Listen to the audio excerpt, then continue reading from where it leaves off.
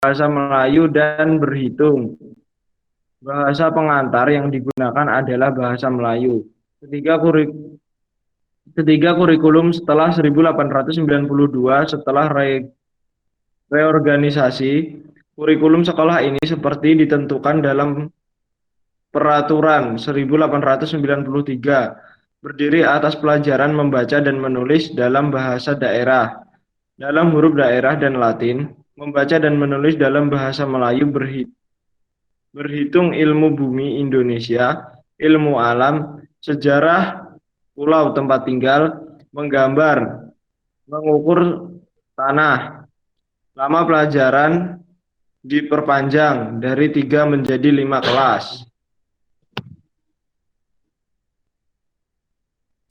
Keempat, kurikulum sekolah kelas 2 disebut sekolah kelas 2 karena orang-orang yang sekolah di sana khusus sebagai sebagian kecil rakyat. Sekolah ini akan mempersiapkan sebagai ragam pegawai rendah untuk kantor, pemerintah, dan perusahaan swasta. Di samping itu juga mempersiapkan guru bagi sekolah desa. Sekolah ini mempunyai kurikulum yang sangat sederhana dikarenakan sekolah ini pada mulanya untuk seluruh rakyat Indonesia, walaupun dalam perkembangan kemudian lebih spesifik lagi. Program sekolah kelas 2 ini sama dengan program sekolah kelas 1 sampai 3.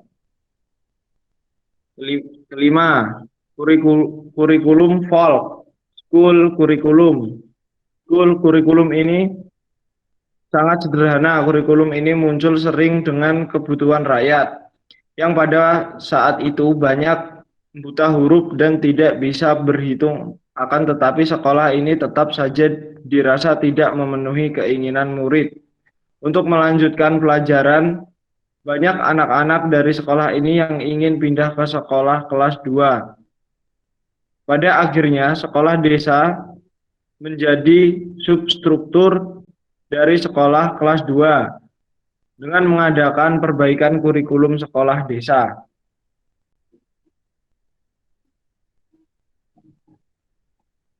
Selanjutnya,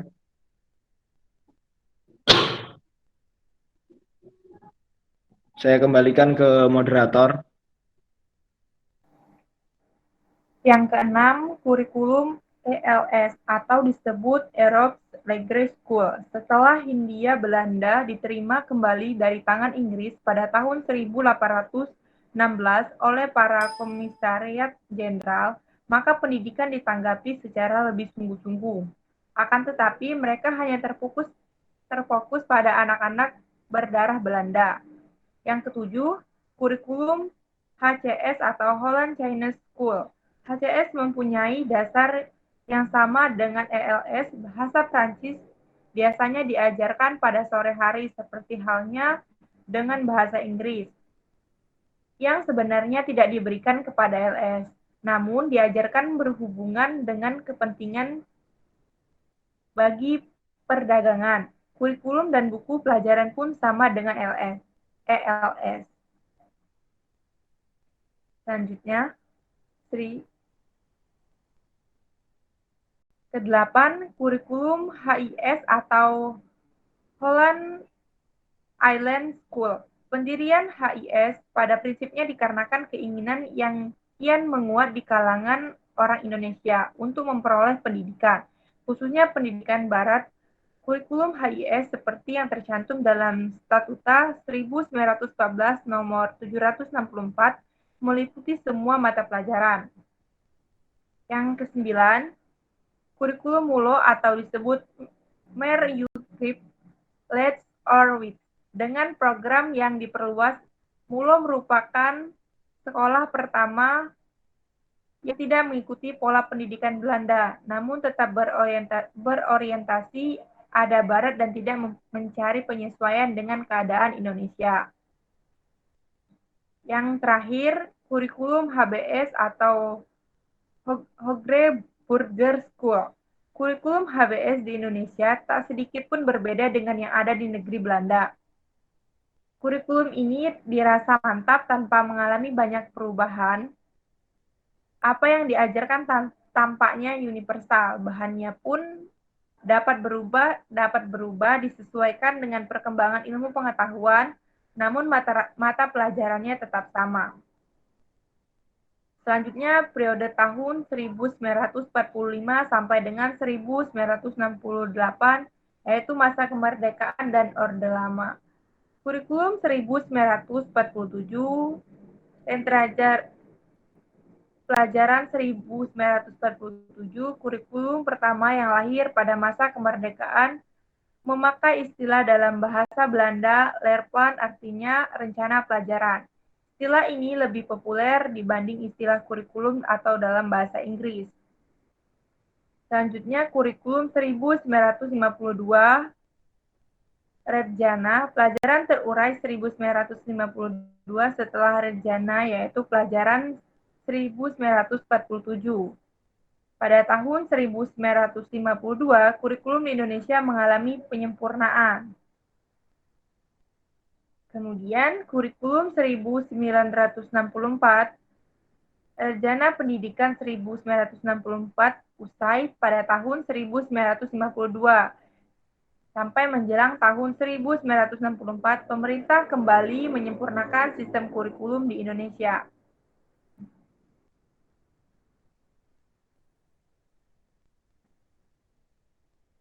Dan yang terakhir, periode tahun 1968 sampai dengan 1999, yaitu masa pemerintahan Orde Baru atau perkembangan kurikulum.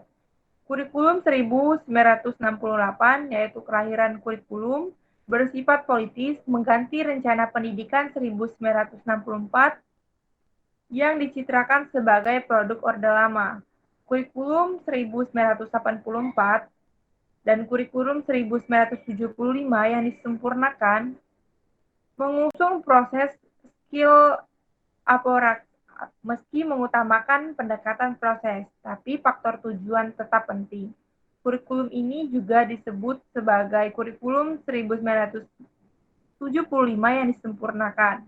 Posisi siswa ditempatkan sebagai subjek belajar. Selanjutnya, kurikulum 1994 dan suplemen kurikulum tahun 1999. Perkembangan kurikulum 1994 merupakan hasil upaya untuk memadukan kurikulum sebelumnya, terutama kurikulum pada tahun 1975 dan 1984.